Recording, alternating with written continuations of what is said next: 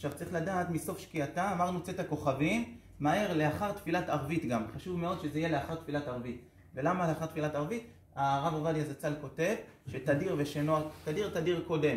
כן, מביא בשם חלק מהפוסקים בעניין הזה. זאת אומרת גם לאחר ערבית ישר ללכת, לא לדבר, לא כל מיני זה, ישר ללכת להדליק נרות חנוכה. זה המצווה לכתחילה בערבית בצאת הכוכבים. בדיעבד כתוב שתכלה רגל מן השוק, וככה הפוסקים העריכו בזה. בכל אופן, אם למשל אדם נוסע למקום מסוים, הוא יודע שהוא היום הרי השקיעה היא מוקדמת.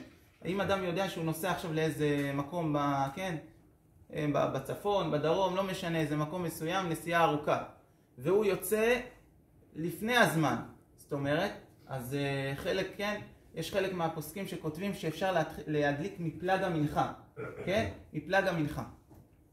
אבל מה? הוא צריך שהוא ישיר שיעור כדי שידלק, כן? גם עוד חצי שעה לאחר צאת הכוכבים, צריך לדעת. כן? חלק מהפוסקים כותבים לברך, הרב עובדיה זצ"ל כותב שלא יברך, כיוון שזה לא הזמן.